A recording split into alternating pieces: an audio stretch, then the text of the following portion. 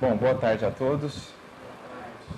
Que a paz de Jesus, nosso divino mestre e amigo, nos acolha a todos, que nos sintamos envolvidos pelo seu amor e que saiamos, cada um de nós daqui, mais fortalecidos e mais inspirados para a prática do bem.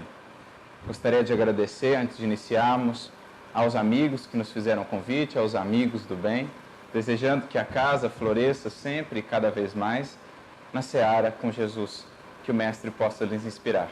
É para nós uma alegria estar aqui pela primeira vez falando em Pederneiras, também na presença de queridos amigos, Tato e companhia, Aninha, Thaís, que vieram de Bauru para estarem aqui conosco. É sempre uma alegria. Então, que o alto nos abençoe, nos inspire a todos, para que tenhamos uma tarde agradável, de reflexões proveitosas, partilhando o pão divino do Evangelho. E o tema que nós escolhemos para falar hoje vai estar relacionado com a nossa relação com Deus. Vamos conversar melhor, ou entender, buscar entender juntos melhor, como se processa essa nossa relação com o Criador, como se faz presente a atuação do Criador em nossa vida e como nós podemos, de certo modo, aprofundar essa relação. Porque muitas vezes temos visto companheiros e companheiras que se sentem, de certo modo, órfãos do Pai Criador.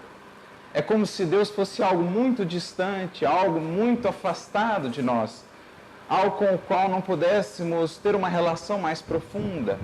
Muitos sentimos dificuldades até mesmo em orar a Deus, oramos a espíritos benfeitores, porque orar a Deus parece algo distante para nós, parece orar para com o vazio, em relação ao vazio.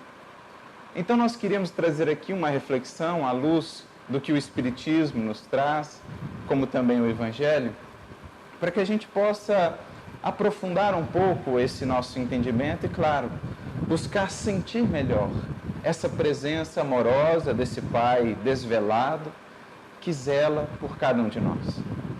Cada uma das revelações que tivemos até agora no seio, no ramo judaico-cristão, se dedicou a esclarecer ou apresentar um certo aspecto da divindade.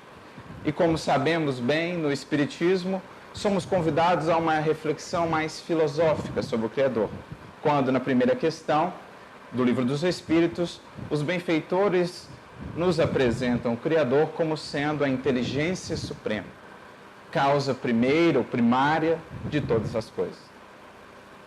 É uma concepção um pouco mais filosófica, que nos leva ao entendimento do Criador mais pelas vias da razão, do raciocínio.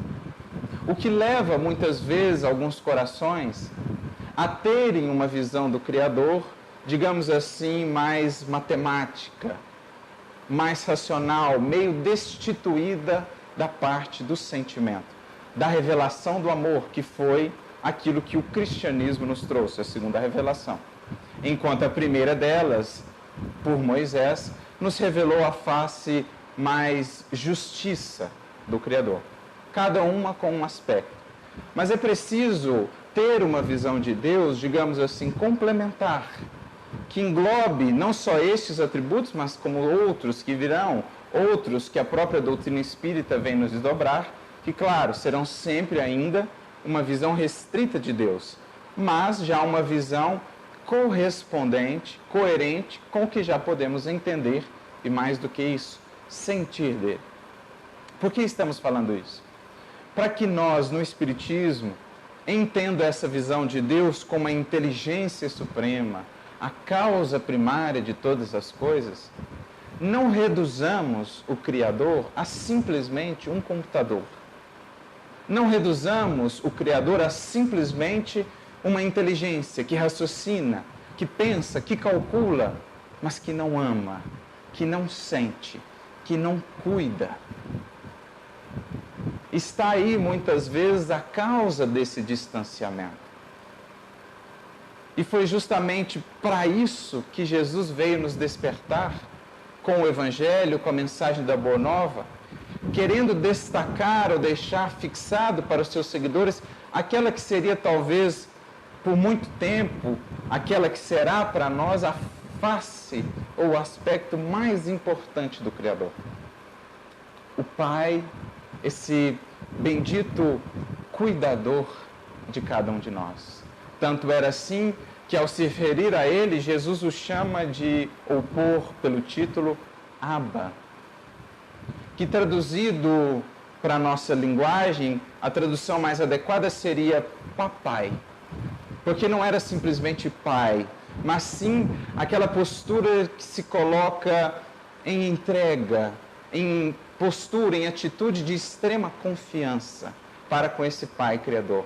Como a criancinha se dirigindo ao pai ou à mãe, naquele terno carinho, naquela confiança, naquela brandura. Assim Jesus se referia a Deus, como a nos dizer que, para além da inteligência suprema, desse grande computador que calcula, que tudo criou de maneira perfeita, com leis infinitamente sábias, sem erro algum, há também um coração que nos ama.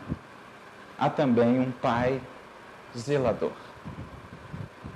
Então é preciso que juntemos essas concepções que já temos do Criador para termos uma visão mais abrangente dele, não reduzindo simplesmente a uma máquina fria que está lá, seja onde estiver no universo, depois de ter criado o universo com suas leis, simplesmente observando as coisas acontecerem. Não. Aprenderemos não só com Cristo, como também com a doutrina espírita, que o Criador atua na criação. Que o Criador atua, se envolve, participa da vida das suas criaturas, dos seus filhos. E a essa participação, a esse envolvimento na criação e para com as criaturas, que se dá o nome de providência divina. O amparo, o zelo, o cuidado do Criador. Como Kardec vai definir no capítulo 2 do livro A Gênese, quando vai falar de Deus, e mais especificamente do item 20 em diante, quando vai falar da providência divina, ele vai dizer: a providência é a solicitude de Deus para com as suas criaturas. Solicitude, ou seja, é a bondade, é o carinho, é o cuidado de Deus para com as suas criaturas. Não é ele somente raciocínio, não é ele somente uma lei fixa, não é ele somente justiça, é ele também misericórdia, é ele também amor, é ele também bondade, que zela, que cuida, que reergue, que ampara, que inspira e que orienta. Por isso a palavra solicitude. Deus é solícito. Deus é quem busca os seus filhos e não o contrário. É isso que nos diz, por exemplo, a lição da parábola do filho pródigo em Lucas 15. Se repararmos bem, quem vai à busca dos filhos? Quando o filho pródigo retornava, o pai vai em direção a ele, no meio do caminho, o encontra, o abraça e o acolhe. Quando o filho mais velho não quer adentrar na festa do reino, quem vai até ele? Vencendo a ingratidão,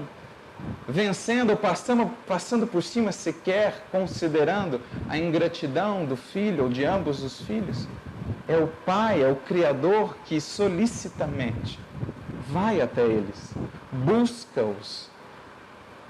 E, claro, respeitando a sua vontade, incita-os, convida-os a voltar, a adentrar na festa que ele propõe, na festa que ele apresenta a todos os seus filhos. Então é essa solicitude. E Kardec prossegue: ele está em toda parte, vê a todas as coisas, preside a todas as coisas, mesmo as coisas mais mínimas. Então veja só, a providência divina está em toda parte, a tudo vê, a tudo preside, mesmo as coisas mais mínimas. Então, muito daquele sentimento que temos de, digamos assim, distância para com o Criador, se dá também por isso. Porque pelo não entendimento do que seja essa providência e de como ela atua, nós ficamos a pensar, mas Deus não se preocuparia com isso. Como que Deus se preocuparia com isso? Com as coisas mais mínimas da minha vida? Mas não foi Jesus quem nos disse? Até os cabelos de vossas cabeças estão contados. Como dizer que há um meio, sendo ele a inteligência suprema, mas também perfeito amor, há um meio pelo qual ele consegue acompanhar todos os seus filhos, a existência de cada um deles nos mínimos detalhes, ajudando-os solicitamente a resolverem os problemas, a superarem as dores, a caminharem adiante no sentido do destino que ele estabeleceu para cada um de nós. Então essa providência, a atuação dela em nossa vida, é muito mais vasta do que possamos pensar. O Criador está muito mais presente do que possamos imaginar. E o grande exercício da evolução, o que de certo modo nos diferencia do Cristo, é justamente aprendermos a sentir, a enxergar e a atuar de maneira harmoniosa com essa providência divina. Esse é o objetivo da evolução. Desenvolvermos em nós a percepção adequada para podermos enxergar, notar essa atuação divina em nossas vidas. Porque ela é sim sutil, bastante sutil, porque Deus, diferentemente de nós, as criaturas, age em silêncio, como dizia Gesiel, e não concorre com as nossas vaidades. No Mineirês de Guimarães Rosa, Deus come escondido. Deus é um pouquinho mineiro. Ele come quieto, não quer aparecer. Ele vai pelas bordas, contornando a nossa vida, mas quando se vê, eis que a ação dele se manifesta de maneira abençoada e nós não temos senão a agradecer quando olhamos para trás. Porque ao longo de toda a jornada nós vamos vendo e percebendo que Deus estava comendo escondido. O que achávamos ser o acaso, o que achávamos ser um empeço, era na verdade a própria ação dessa providência amorosa, nos conduzindo a outros patamares de vida e de entendimento, que talvez por nós próprios não chegaríamos, mas que com o auxílio dele, aos poucos, nos conduzindo, vamos chegando. Então, o objetivo, quando falamos de providência divina, quando falamos da relação com o Criador, é estreitar essa relação e desenvolver em nós meios de percebermos melhor na nossa vida como ela se processa, para que assim a gente possa atuar em favor dela ou conjuntamente com ela e não representar uma resistência. Porque muitas vezes em nosso caminhar somos nós quem complicamos o auxílio divino na nossa vida. Somos aqueles que mais impedimos que essa solicitude possa nos alcançar. Ao entendê-la, ao percebê-la melhor, poderemos então nadar a favor da corrente agora e facilitar não só o auxílio do alto para conosco, como também o nosso próprio processo evolutivo. Esse é o intuito da nossa reflexão. Entendemos melhor como é essa providência e como ela atua. E nesse sentido, o Espiritismo vem em explicando leis espirituais que à época do Cristo não estávamos aptos ainda para entender, pela própria ausência de um desenvolvimento maior da ciência e do próprio pensamento humano. O Espiritismo agora ajuda-nos a compreender melhor como se processa esse auxílio divino, essa providência divina. Como que Deus atua no universo inteiro e em nossas vidas. E para percebermos isso, ou compreendermos melhor essa ação, é preciso antes entender um conceito fundamental que o Espiritismo vai nos apresentar no Livro dos Espíritos, na questão 27. Quando falam os Espíritos da Trindade Universal, de tudo aquilo que há, o Criador, Espírito e Matéria, falam-nos eles também daquele que é o elemento primordial, o elemento de interação que perpassa tudo isso que há. Elemento fundamental por meio do qual Deus atua. Elemento fundamental por meio do qual se há essa interação ou há essa conexão entre os elementos espírito e matéria, por meio do qual Deus pode espraiar o seu pensamento, a sua inspiração e o seu amor pelo universo inteiro. Estamos a falar do fluido cósmico universal. É ele o veículo pelo qual, dirá-nos Kardec, ainda no capítulo 2 do livro A Gênesis, a providência divina atua. Fluido este que envolve toda a criação. Estamos todos mergulhados nesse fluido. E é através deste fluido, fazendo uma analogia, Kardec faz uma analogia, dirá ele, sem qualquer intenção de materializar o Criador, apenas para facilitar o nosso entendimento, será através desse fluido que o Criador atuará em nossas vidas, ou atuará em toda a criação, em todos os seres. Trouxe aqui um trecho que está no item 24 desse capítulo 2 do livro A Gênese, em que Kardec vai dizer assim: a natureza inteira mergulhada no fluido divino. Perdão, voltando um pouquinho.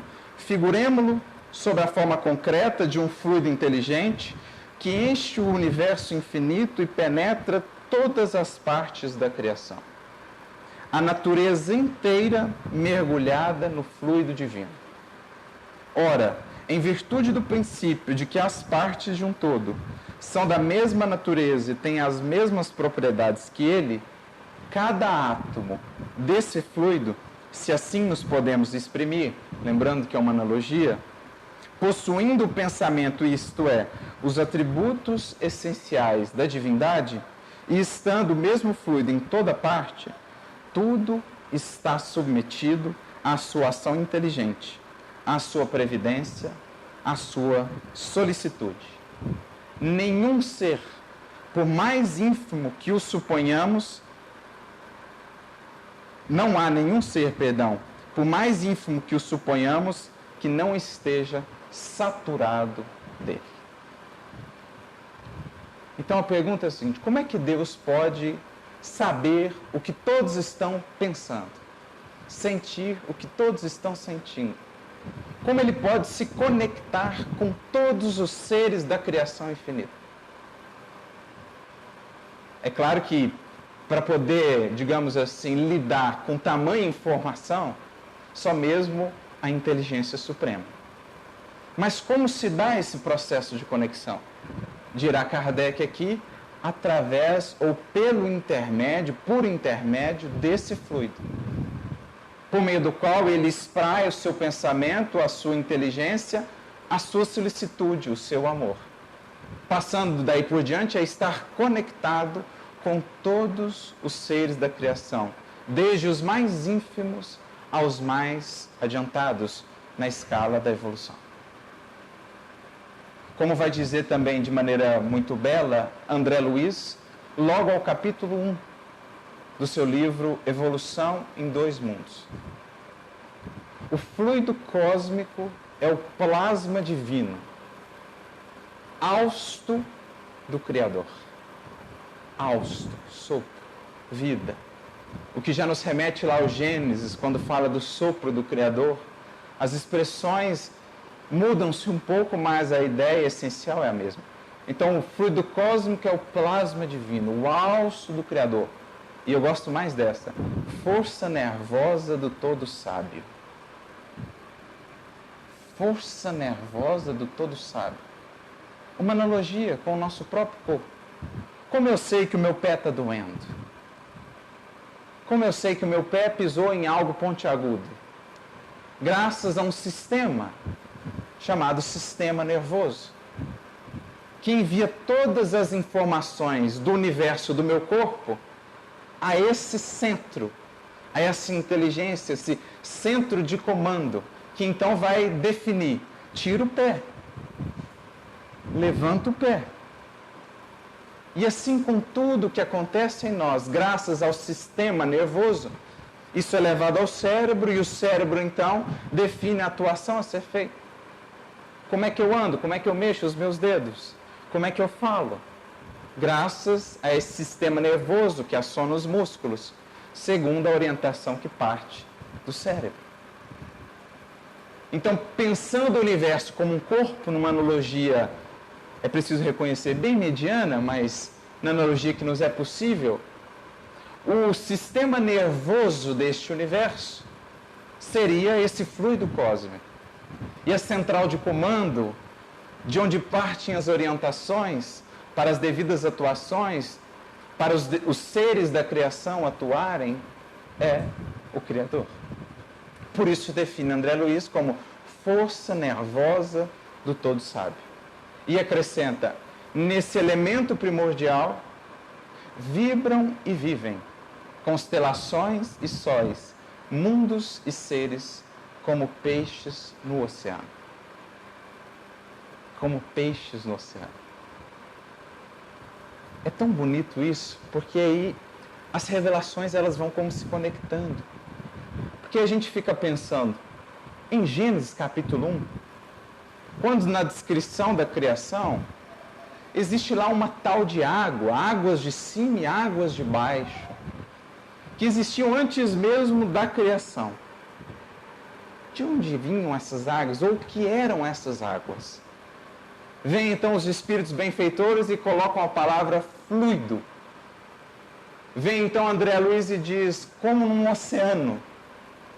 Como a dizer que aquelas águas lá do Gênesis capítulo 1 era uma maneira, uma metáfora, uma maneira simbólica de representar o fluido cósmico universal, elemento primordial da criação.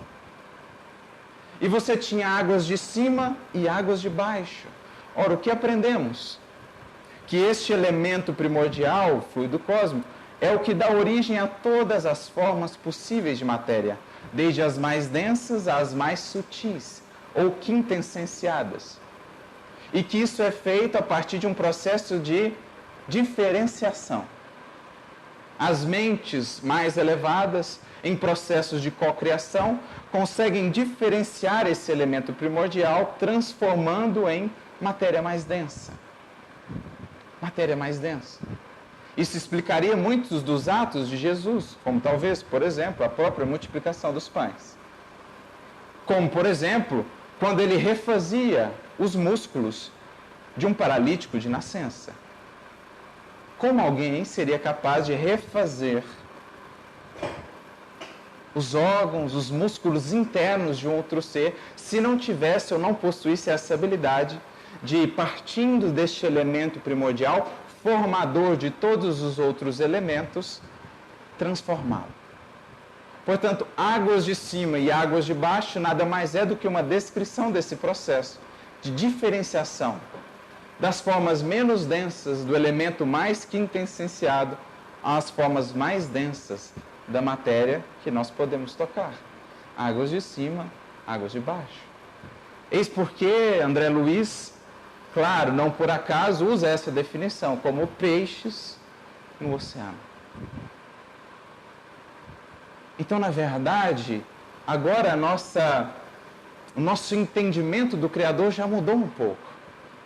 O Criador não está lá, no centro do universo, ou em algum lugar específico, como por muito tempo temos concebido. Lá no 7º céu, ou no 11º céu, ou no 9º céu. O Criador está essencialmente em toda parte. Estamos mergulhados nele, saturados dele. E é por meio disso que ele nos sente, que ele capta os nossos pensamentos. E é por meio disso que também poderemos nos comunicar com ele, estejamos onde estiver. Essa concepção, de certo modo, não é nova. O próprio cristianismo já tinha, mas com o tempo isso foi sendo, de certo modo, mudado. Mas eu me recordo aqui da fala do apóstolo Paulo, em Atos, capítulo 17, versículo 28. Quando ele diz, ou quando ele cita, um filósofo grego, Epimênides, filósofo do século 6 a.C. Então, ele diz, no seu discurso em Atenas, no Areópago, porque nele vivemos, nos movemos e existimos. Se o Criador, através do fluido, está em toda parte, o seu pensamento abarca todas as coisas, nele vivemos, nos movemos e existimos. Mas essa fala não era nem dele.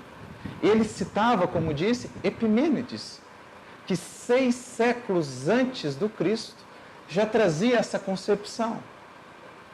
Para vermos como que certos conhecimentos são muito antigos, mas que ficaram restritos a alguns poucos, a um entendimento um pouco mais adiantado de alguns poucos, e que só com o passar do tempo poderíamos, nós, em termos de maior coletividade, na vulgaridade, poderíamos acessar.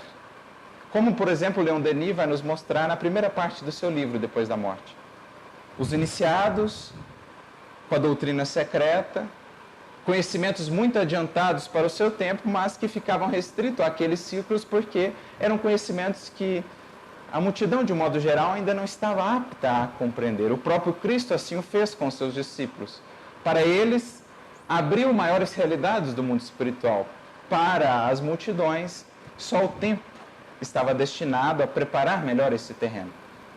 Mas, pois bem, quem era Epimênides? Epimênides é um filósofo interessante. Por mais de uma vez, Paulo o cita. Paulo vai citá-lo também na sua carta a Tito, capítulo 1.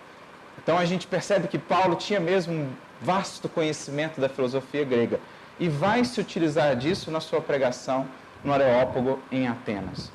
Epimênides, no seu tempo, era tido por uma pessoa um pouco estranha, porque naquele mundo de muitos deuses ele acreditava em um Deus só. Para termos uma ideia, estima-se que em Atenas, naquela época, existiam mais de 30 mil deuses. Alguns estudiosos diziam, é mais fácil encontrar um deus do que um homem em Atenas. Existiam mais deuses do que moradores em Atenas. E claro, cultos a esses mais de 30 mil deuses. Epimênides não, acreditava nesse Deus único, onde existimos, nos movemos e vivemos. Mas conta-se que certa feita, uma praga atingiu Atenas. E no intuito de debelar essa praga, as pessoas começaram a oferecer holocaustos aos seus deuses.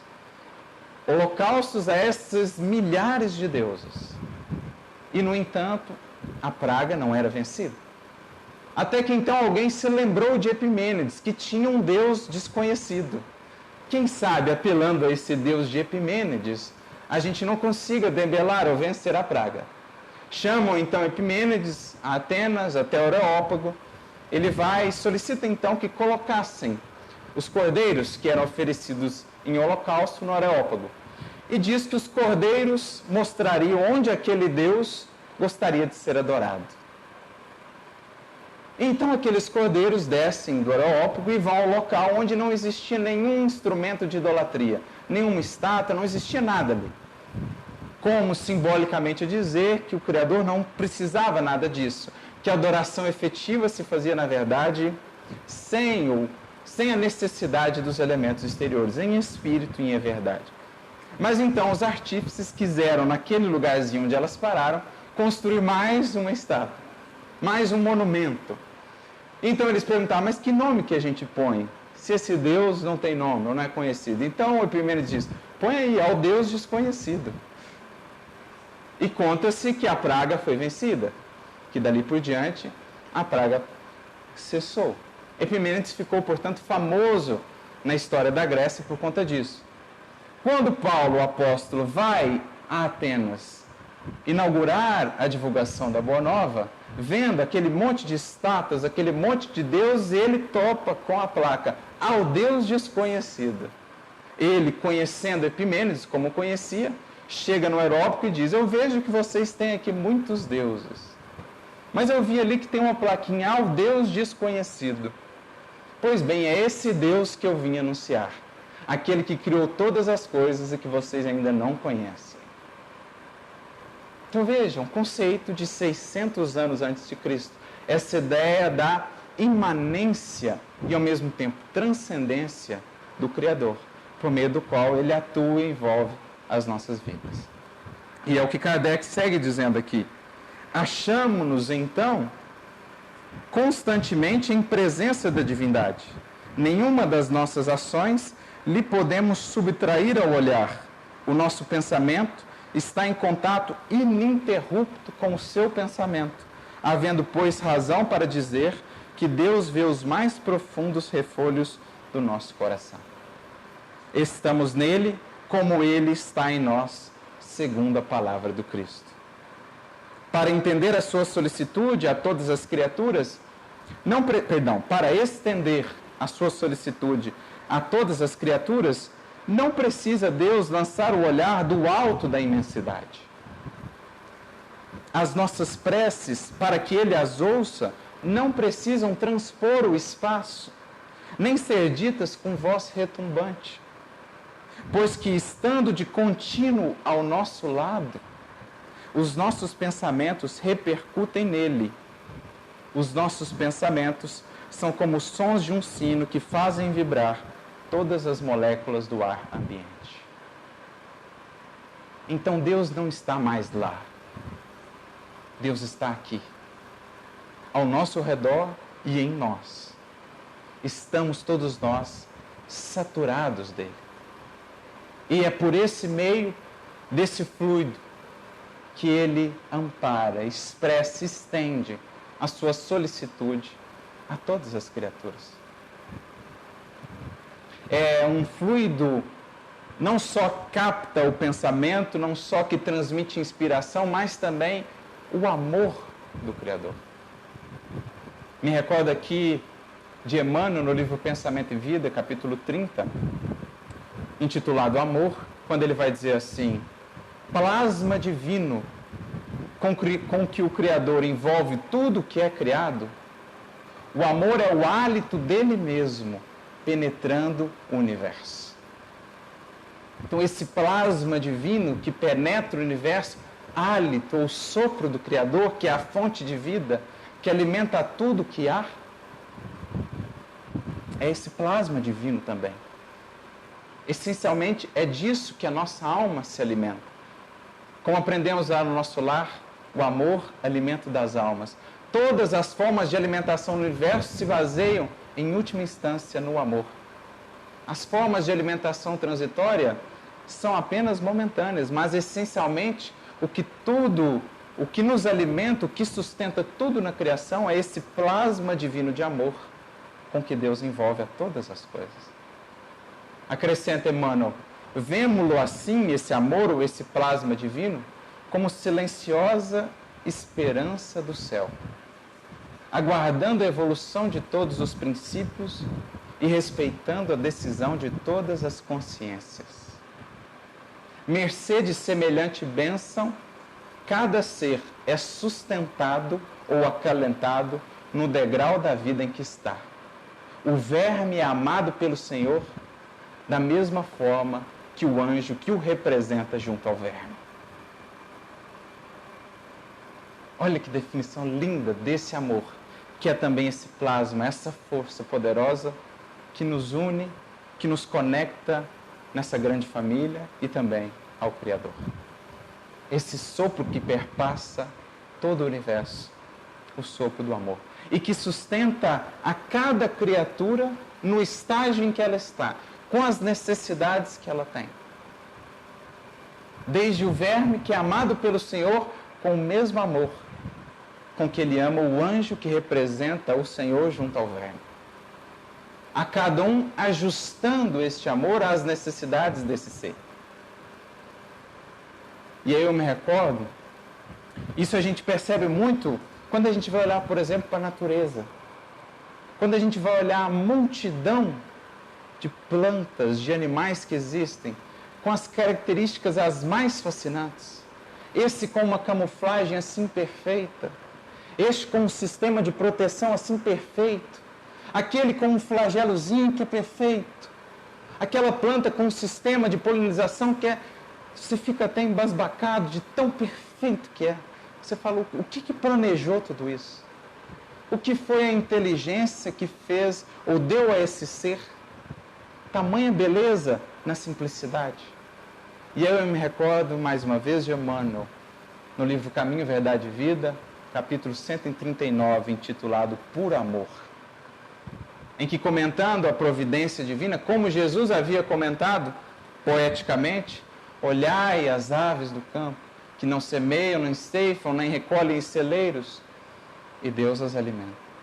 Examinai os lírios do campo, que não tecem, nem fiam, mas em verdade eu vos digo que nem Salomão, em toda a sua glória, se vestiu como um deles. Se Deus veste assim a erva do campo, que amanhã vai ao forno, quanto mais o cuidado que Ele não terá para convosco. Ou seja, Deus veste as plantas, embeleza as flores, sustenta os animais. Então, ao comentar isso, nessa passagem, Emmanuel vai dizer assim, os planos mais humildes da criação, ou da natureza, revelam a providência divina em soberana expressão de desvelo e amor. Os lírios não tecem, as aves não guardam provisões, e força misteriosa fornece-lhes o necessário. Se observarmos sobre a vida dos animais,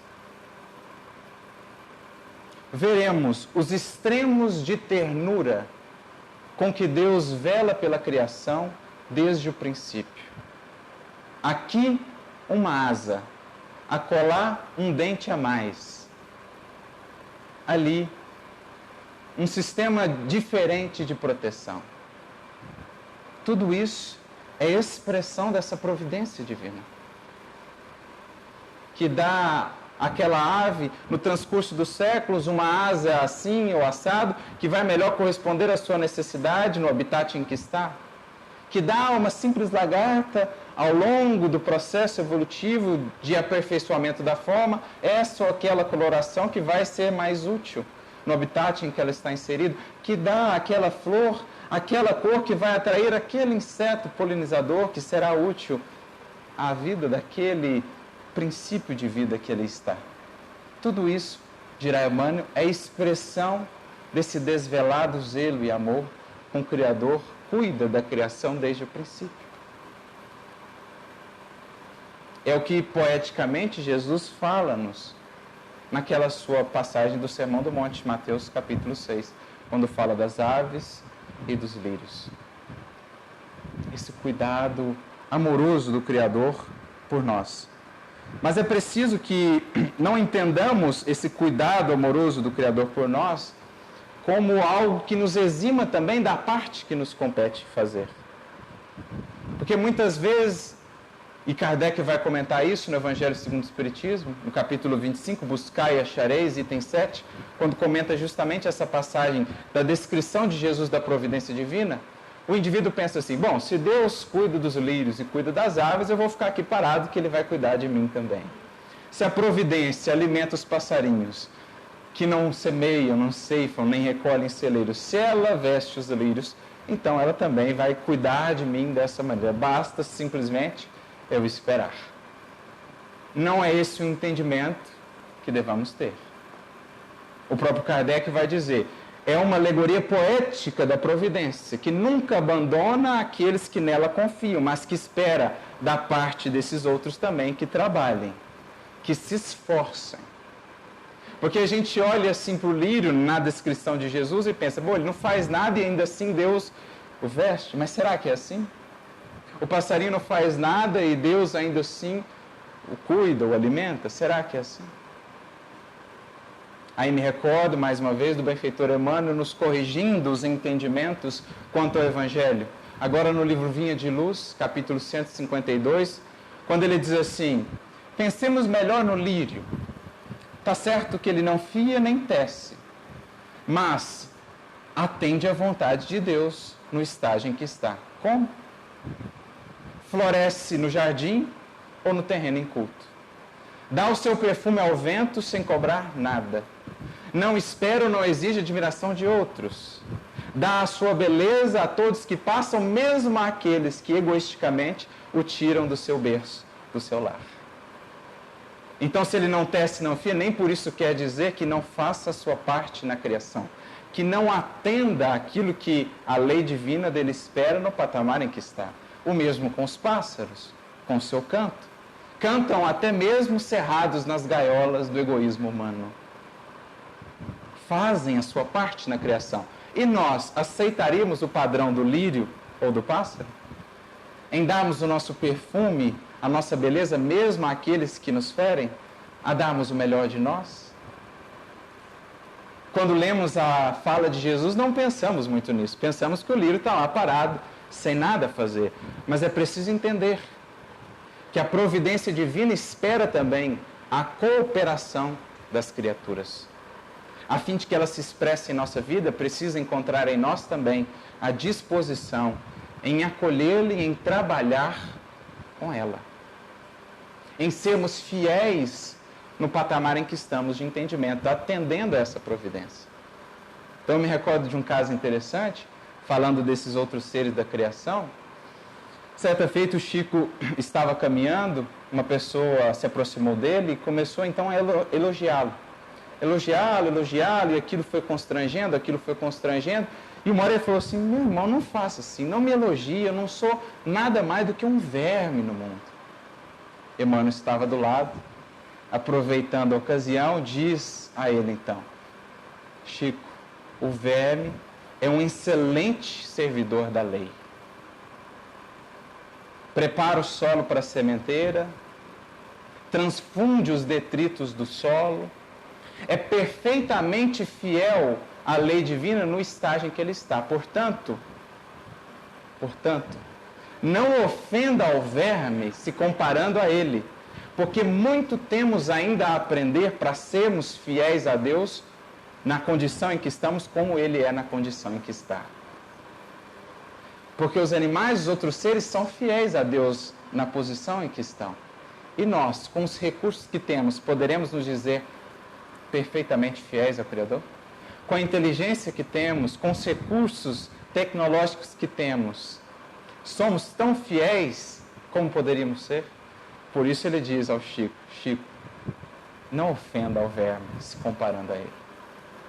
Porque ele já entendeu que, ou ele, na posição em que está, entende que a providência divina o ampara, mas que ele também tem funções a cumprir. O homem, com o advento do arbítrio e da razão, momentaneamente se esqueceu disso. Estamos em busca de compreender isso e então incorporar a vivência da lei em nossas vidas, secundando o auxílio da providência divina. Então, é a ideia da cooperação. A providência conta com a cooperação humana. Como vai dizer mais uma vez Emmanuel, agora no livro Chico Xavier Pede Licença, um livro feito em parceria com o Herculano Pires, no capítulo 34, intitulado Deus e Nós, Emmanuel vai dizer assim: a providência divina e a humana cooperação surgem sempre juntas em todas as realizações da vida. Porque se do Criador vem a dádiva, do homem vem a aplicação. Então o Criador envia a dádiva, a inspiração. O ser humano tem de contribuir com a aplicação. O Criador envia a benção, o ser humano tem de acolhê-la. O Criador traz a orientação, o ser humano tem de aproveitá-la. Por isso, todas as realizações que realmente edificam, que realmente impulsionam o ser na senda do progresso e da evolução, são resultado dessa conjunção, providência divina com humana cooperação. Conjugando esses dois elementos, nós temos o resultado, a evolução. Então, para que possamos, de fato, sentir melhor essa providência divina e cooperar com ela, precisamos buscar com Jesus ampliar o nosso entendimento da lei divina e a nossa disposição para com a sua aplicação na nossa vida. É o Cristo, no Evangelho, o caminho que vai nos permitindo alargar a nossa percepção, conectar melhor o nosso coração à fonte do Criador, para que possamos de fato caminhar no sentido que Ele nos propõe, auxiliando o auxílio divino, ajudando o alto a nos ajudar. Por isso, a busca pelo cumprimento dos nossos deveres, pelo bom exercício do nosso livre-arbítrio, em harmonia com a lei divina, é o melhor meio de aprofundarmos a nossa relação com o Criador. Buscando ser fiéis a esta lei, aprofundamos a nossa comunhão com o Criador. Emmanuel tem uma mensagem chamada Fidelidade e Comunhão. Está no 4º volume do Evangelho por Emmanuel, que comenta o Evangelho de João. Vai comentar o versículo de João 10:30. Eu e o Pai somos um. E Emmanuel vai dizer assim: se nós estamos então buscando uma relação mais profunda com a providência divina, uma comunhão mais estreita com o Pai, senti-lo melhor ao nosso redor, como fazê-lo? Emmanuel diz assim: a fidelidade precede a comunhão verdadeira com a fonte de toda misericórdia e sabedoria. Então, como aprofundar a nossa relação com Deus? Buscando aumentar a nossa fidelidade em relação ao que já entendemos dele e das suas leis. A fidelidade antecede a comunhão. Ele complementa dizendo: fidelidade é compreensão dos deveres. Comunhão é aquisição de direitos sagrados. Não há direitos sem deveres. Não há comunhão sem fidelidade. Por que nós estudamos o Evangelho? Para compreender os nossos deveres. Para que então, cumprindo-os, alcancemos a comunhão. Porque é isso que nos diferencia de Jesus. Deus aqui está. Qual a diferença de nós para com Cristo? O Cristo, estando aqui, estando onde estiver, o sente, o ouve, capta o seu pensamento. Por quê? Porque ele já atingiu a condição de extrema fidelidade, portanto, de perfeita comunhão. Eu e o Pai somos um. Porque a sua vontade, ou melhor, o seu alimento, dizia ele, é atender à vontade dele. Sendo ele extremamente fiel, alcançou a condição de perfeita comunhão. Por isso a fidelidade antecede a comunhão. Não há outro jeito de aprofundarmos a nossa relação com o Criador, senão por meio dessa nossa disposição, por meio da nossa cooperação com essa providência divina que quer nos ajudar.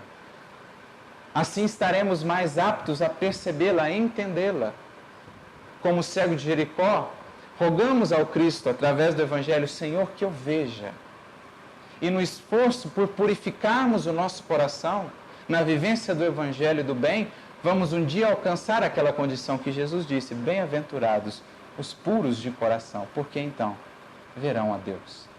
Verão, sentirão a providência divina, a inspiração do alto e atuarão de conformidade com ela. É isso que buscamos no Evangelho. Jesus descreve isso de maneira bonita no Evangelho de João, capítulo 14, versículo 23.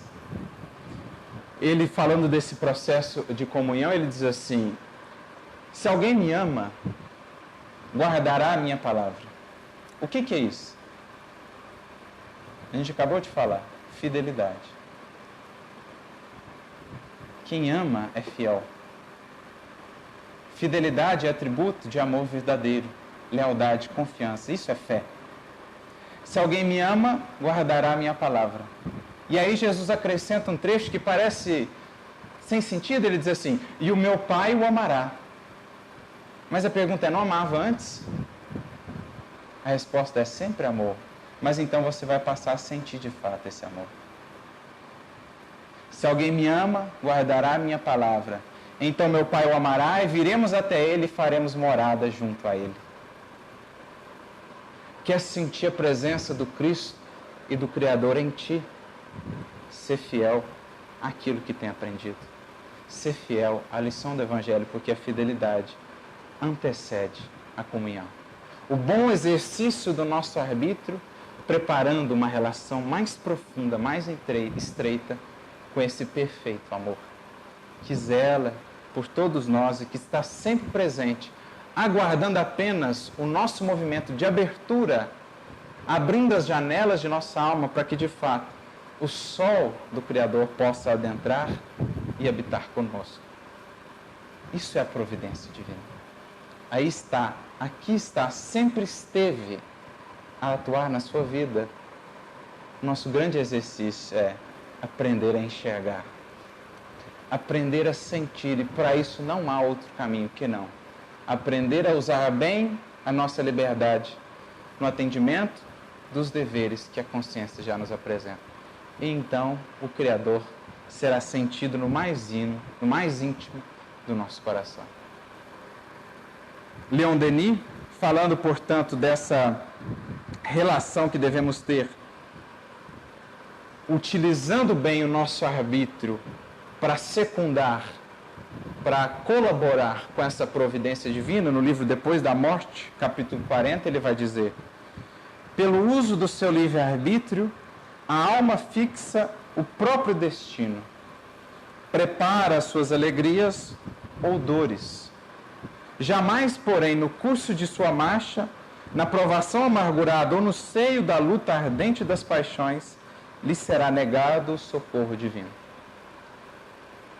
Então, a providência quer, cada um de nós faça o que quiser, a providência sempre estará lá, respeitando-nos o arbítrio, mas nunca nos negando socorro, como aquele pai pródigo da parábola, nunca nos negando socorro quando assim o quisermos. Nunca deve esmorecer, pois, por mais indigna que se julgue. Nenhuma alma, nenhum coração deve acreditar que por Deus foi abandonado. Que possa sim pensar, mais do que isso, sentir que Deus, como aquele pai da parábola, está apenas lhe esperando para poder lhe ajudar. Esperando a sua decisão, a sua vontade, como aquele filho se erguer, se levantar e voltar à comunhão com aquela providência. Desde que em si desperta a vontade de voltar ao bom caminho, a estrada sagrada, a providência dar-lhe auxílio e proteção. A providência é o espírito superior, é o anjo velando sobre o infortúnio, é o consolador invisível, cujas inspirações reaquecem o coração gelado pelo desespero, cujos fluidos vivificantes, aquele amor que penetra toda a criação, sustentam o viajor prostrado pela fadiga. É o farol aceso no meio da noite, para a salvação dos que erram sobre o mar tempestuoso da vida. A providência é ainda, principalmente, o amor divino derramando-se a fluxo, constantemente, ininterruptamente, sobre as suas criaturas. Que solicitude, que previdência nesse amor. Não foi para a alma somente, para modelar a sua vida e servir de cenário aos seus progressos, que ela suspendeu os mundos no espaço, inflamou os sóis, preparou os continentes e formou os mares. Não foi para todos nós, em jornada de ascensão, que o Criador acendeu a luz do sol, criou a beleza do pôr do sol, do nascer, dos mares, das montanhas e florestas, de todas as belezas que nos cercam. Só para a alma toda essa grande obra foi executada. Só para ela é que forças naturais combinam-se e universos desabrocham no seio das nebulosas. Toda aquela beleza que vemos à noite, no campo preferencialmente, que chega a nos emocionar, aquilo é recado divino da providência, que nos ama infinitamente, dizendo-nos sempre: meu filho, para sempre aqui eu vou estar. Venha estar comigo. Que Deus nos abençoe a todos, muita paz.